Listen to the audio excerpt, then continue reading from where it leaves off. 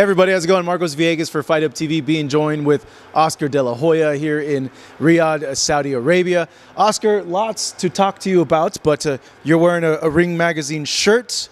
You sold the ring. I know the ring was something that was near and dear to you.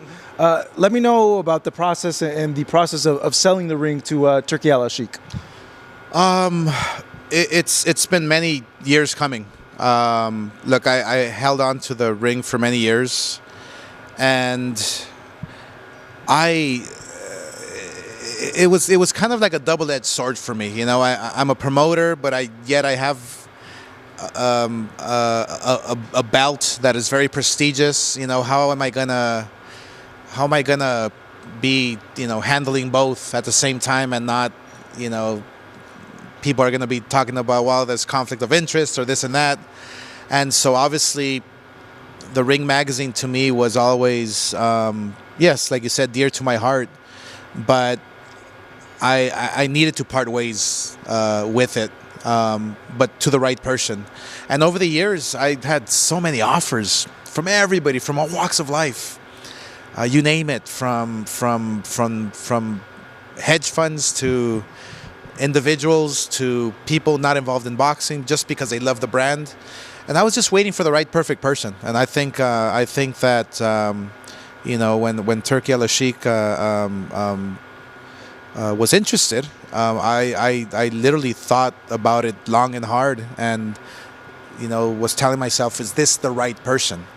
Is this the right person to carry on that tradition?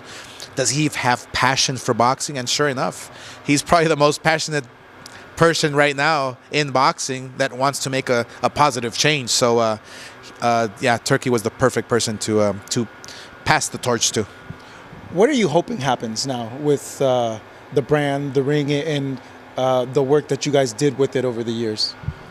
That it becomes the belt. That it becomes that it finally can create certainty for fighters, for boxers, for the sport, you know, for the fans.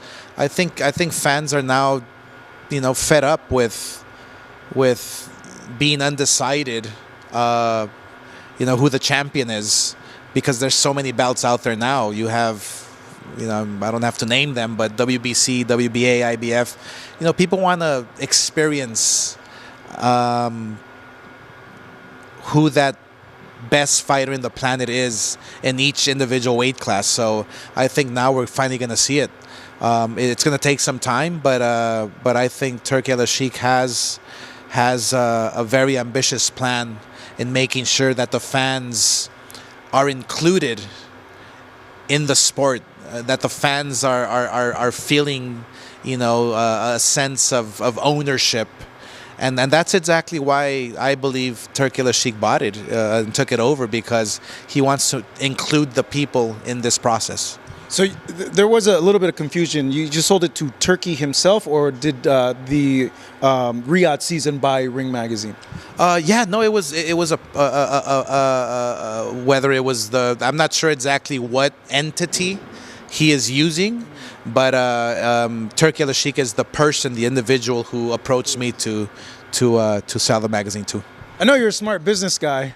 Did you make your money back on it? Like, did you get a good amount, Oscar? Well, I mean, I wouldn't sell it if I didn't. Yeah. You know, yes, it was a very passionate project of mine to hold on to the Ring Magazine, to take it to the 100 years, which is very important to me, to keep it alive.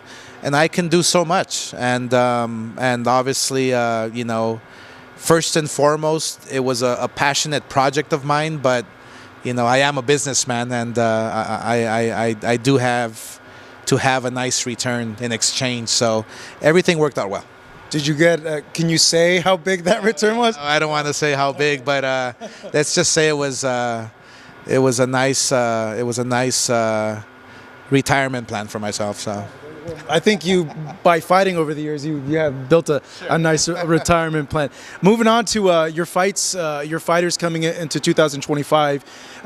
Ryan and the exhibition status, could you let us know what's happening with that and what's going on with that situation? Is he going to go through with that exhibition in Japan for Ryzen and Famio with Anpo, the fighter? Well, look, right now everything's up in the air. Ryan Garcia got hurt. I believe his wrist or his shoulder. So we have a pending meeting with Ryan's team. And then we'll take it from there. But I'm not sure exactly what's going to happen with the with Fanmio or with Rizin. I'm not sure exactly if Ryan wants to follow through with the exhibition. But one thing I do know for sure is that Ryan is reinstated April 26th, I believe. And yeah, I'm ready to sit down with Ryan and discuss his future, short term and long term. Most importantly, we have to get him back in the ring. Make sure that he's well prepared mentally and physically to face the very best. The exhibition caught me by the surprise. Like, did it catch you by surprise? In the company by surprise? Like, did you guys know about it? We did know about it. At one point, Ryan was talking about fighting twice, 2 exhibitions, before he comes back from suspension. It didn't pan out. It didn't work out. But now, look, Ryan has such a passion for the sport. He loves boxing. He loves being in the gym. He loves training.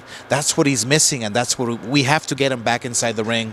So, yeah, I'm looking forward to going back to LA and sitting down with Ryan, his team, and carving out a plan for his comeback.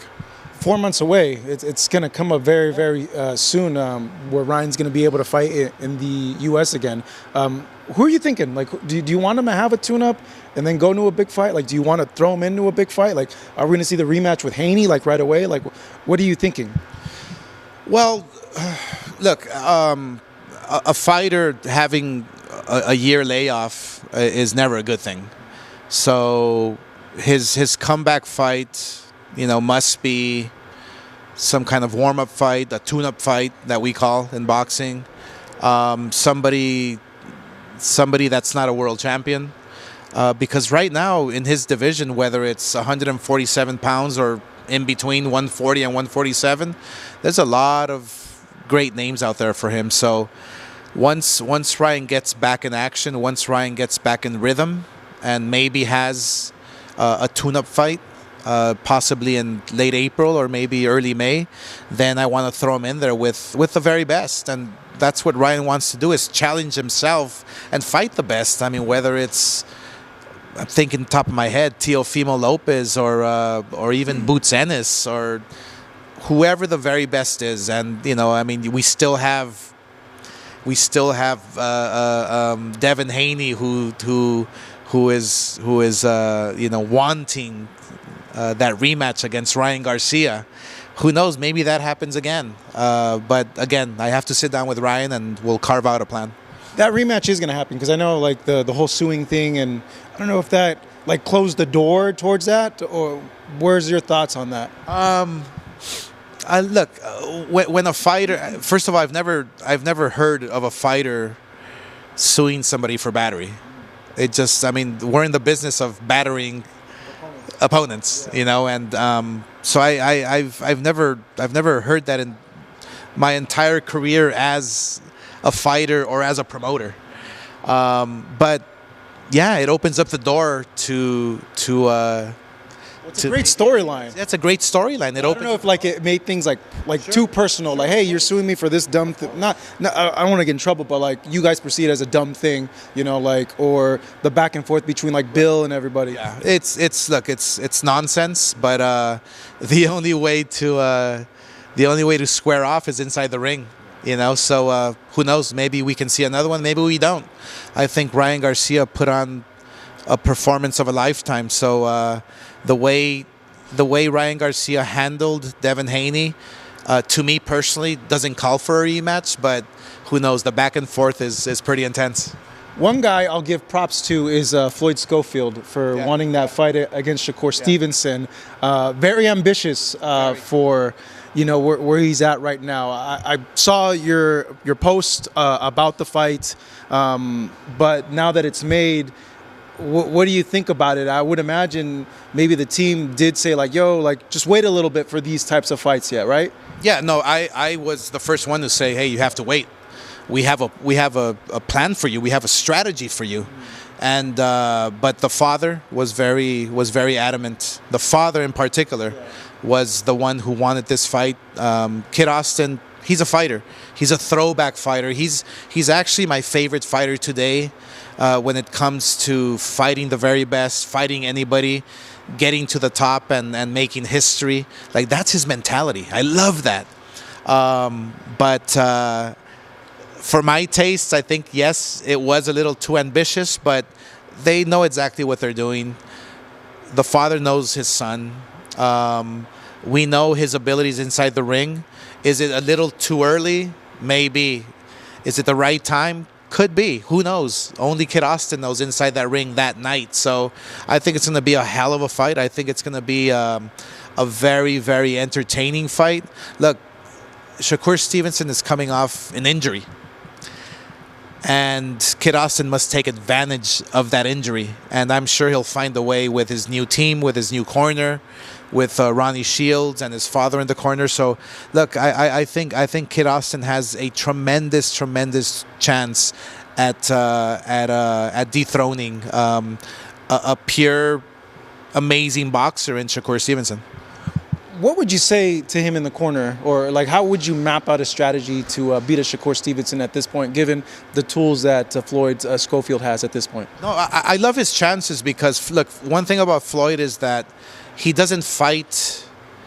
He doesn't fight head first. He's a fast puncher. He's a strong puncher. His reflexes are cat-like. He's a fighter who fights tall. So I think that if Floyd Schofield can fight tall with a lot of pressure and using that jab, the jab is going to be the key. The jab is the key for Shakur Stevenson's style, for Floyd Mayweather's style, for the Shell style. The jab is the key. And I love Floyd's chances because of his footwork. He has tremendous footwork. Probably one of the best feet work in the sport today. So the explosiveness, the speed, the IQ, I think Floyd has a great shot. Yeah, Shakur though on the flip side, just the way he's able to disable sometimes opponents' offense, it makes it tricky. And you mentioned jab. Shakur has a great jab also. So yeah, that's a tough cookie to crack there. It is, and it's not easy to crack, but it's very doable. Every time I watch styles like Shakur or even Floyd's, the jab is the key. That's basically it. And fight tall. I think with a nice stance on your feet and fighting tall, because a lot of fighters make the mistake of crouching down, which gives Shakur or Floyd Mayweather that advantage of landing the jab to your head easily because they're fighting tall. So it's like them looking from the outside looking in. I'm going to make a Star Wars reference. It's the high ground. Exactly. So they're very smart boxers, but there's ways of beating that style. That February 22nd card is an amazing card. It's super stacked. We're going to see Beterbiev rematch Bivol, but in terms of Schofield and Shakur, you're also going to have Virgil Ortiz returning against Madrov and another but that fight I'm like, wow, like that's a hard fight for both though too, style-wise. Style-wise, it's a tough fight. Virgil's coming off a tremendous win against Buacek. So almost similar styles in a way. I think Madrimov, is it? Yeah. Has a little more boxing IQ, but hits hard like a mule. He comes forward. It's going to be a very entertaining fight. I strongly feel Virgil Ortiz will steal the show that night. Yeah. How much better of a performance do you think Virgil will have against Madrimov compared to like Crawford, or is there anything that you guys can take away from the Crawford Madrimov fight and use it towards this fight? Absolutely, absolutely. I think look, Virgil Ortiz is a very smart fighter. He knows exactly what he has to do inside the ring. I'm sure he studies his opponents. I'm sure his team, his cornermen, left and right, they study up and down their opponents to make sure that Virgil's like in optimal conditions. Virgil's a very intelligent young man who knows how to take care of business. He knows how to adjust. And I think those adjustments in the first quarter of the fight, in the first half of the fight, is going to be very, very important. Yesterday, I noticed at the gala that you ran into Eddie. I know Eddie is the brunt of your clapback Thursdays at times. How was that interaction? Like, was there any like things from him like, hey, why do you go so hard on me, or like, why do you like say these things about me? Or is it like something where you just like clown around with him, like, oh, it's just messing around with you? No, I mean it's look, a video of you guys interacting, like an interview. Yeah. We're I guess we're cool. I mean, I do my thing and he does his thing, and he does his thing for a reason. I do my thing for a reason. So I think having these types of rivalries outside of the ring are actually healthy for boxing. It just creates a fun, entertaining, spectacle for the sport. I'm having a lot of fun. I love doing what I'm doing, especially with Clapback Thursdays, which I was in hiatus for a bit. I think we ran out of content for the year, but I think that, look, when you speak the facts, you're obviously never a hater. But I'm having a lot of fun with promoting the fighters, and also having a bit of a friendly rivalry with other promoters, and just making sure that boxing is nice and healthy and people are talking about it. Entertainment. Yeah, exactly. With the clapback stuff, I had mentioned it to you, but when you do them, like, does your phone go off with people telling you, like, Oscar, stop? Like, why are you saying that? Or, like, are you getting in trouble? Like, or are people telling you, like, Oscar, stop it? Like, you're going too far? Well, people are always going to tell me I'm going too far, but I'm obviously going to continue doing my own thing, Clapback Thursdays was literally, it originated... literally, me and Holly were just sitting down in a room talking, and we had nothing to really discuss about boxing because we love the sport together. And so we came up with Clapback Thursday, and why not, come up with different ideas and on how to create news for outside the box for the sport. This is just all in good fun, and we're going to continue doing it, and just help promote the sport that I dearly love. 2025 is coming up, and this year, just overall, as a boxing observer and fans of boxing have noticed that there hasn't been as many fights as other years in LA and Vegas, in the United States in general. You're one of the leading promoters in the sport. Are we going to have more fights from Golden Boy in Vegas, in LA, and other parts of the United States this coming year? Is that in the plans? Yeah, absolutely, and it's crucial. It's crucial for the growth of global boxing. In the U.S., when a fighter makes it in the U.S., he's a global superstar. That's the difference with winning a world title from Europe or anywhere else around the world. You must become a world champion and be recognized in the U.S. to become a global superstar. So, yes, it's vital to the sport. It's vital to the fighters. We have to create champions. We have to create superstars to continue growing the sport all across the globe. Is there any mega cards that you have planned or working on in the U.S.? We have a few ideas up our sleeve. Cinco de Mayo obviously is a big date for boxing. We've thought about doing a Super Bowl card, maybe bringing all the promoters together and creating something very, very, very special. Obviously, with Golden Boy leading the charge. But there's many ideas. Maybe doing U.S. promoters versus European promoters. out in the U.S., in Las Vegas, in Los Angeles, maybe Chicago or Texas, New York. There's so many plans, so many ideas, so much room for growth. I think boxing right now is thriving. I think boxing right now is on the verge of literally having its coming out moment at last. And so, look, we must bring boxing back. And the only way to do that is by creating the fights that the fans want to see. That's the bottom line. How likely is the 5v5 with you guys in Matchroom? Is that something in discussion at all? It's very likely. Yeah. It's very likely. Look, we're continuing discussions, and we're preparing to do some big things for 2025. A fighter you guys used to promote, Lamont Roach, has this fight scheduled with Gervonta. I'm just your fighter brain on the matchup and Lamont's approach and his chances against Gervonta. No, I think Lamont Roach is a terrific fighter. He's first and foremost, he's a very nice human being. I really like him as a fighter, as a person. He might be a little over his head with Gervonta Davis. Gervonta Davis is, I mean, to say the least, he's a beast. He really is. He's a tremendous fighter. He's a dedicated fighter when it comes to training and fighting and making sure that he's in optimal conditions when he steps inside that squared circle. It's going to be a tough night for Roach, but you can never count him out. You know, watching him fight up close and personal, he's sneaky good, which means he can catch you at any time. He can land combinations, sometimes at will, without you even knowing it. You know, he's that sneaky. So, yeah, it's going to be very interesting. But, you know, obviously Gervonta Davis has the experience. He has the knowledge. He has that mean streak in him that will take you out with any punch. So it's going to be a long night. But I think Lamont will... what he must do in there is just go out there and have fun. Go out there and have fun. Don't be tense. Don't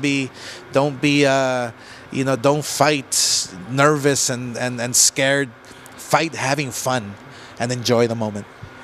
Tank mentions that Lamont had like sneaky power. Now you're saying like he's sneaky too. So now it has me kind of thinking like there could be, I don't know. How would you approach that fight? Yeah, with being sneaky, literally. Yeah. You know, punching between combinations or like just punching outside the box. I mean, presenting Gervonta with something he's never seen inside the ring. You know, punching while Gervonta's punching. You know, using the power when needed. Not every single punch. So changing up your punches, meaning he can throw combinations with, you know, less force, and once in a while throw your full force punches and surprise Gervonta Davis. So there's a lot of different styles he can use, Lamont Roach on Gervonta. But I think if he fights him sneaky and has Gervonta thinking at all times, he can possibly pull up an upset. Finally, Oscar, I know you guys want Schofield to win against Shakur, but I know before that there was a fight being talked about with Cepeda and Shakur. Is that still in the works, or you're awaiting to see what happens with Floyd and Shakur? Well, yeah, look, I mean, obviously we have to wait because this is a real fight. Shakur Stevenson and Floyd Schofield is a real fight, a dangerous fight for Shakur. So look, I'm going to say it now. It's a 50-50 fight, but I have to go with my guy. I think my guy, Kid Austin, will pull out the upset, and then we'll take it from there. I think William Cepeda, yes, we'll get him a fight in the meantime. Possibly, maybe there's talks about maybe a rematch with Tevin Farmer. It was such a good fight. I think Tevin Farmer's a terrific fighter. I love the way he handles himself outside the ring. He's a good kid. So yeah, it's a matter of just sitting down with Cepeda's team and carving out a plan for him. But I do love the rematch. All right, Oscar, good chatting with you. Good catching up with you. Oscar De La Hoya, Marcos Villegas, Fight Up TV.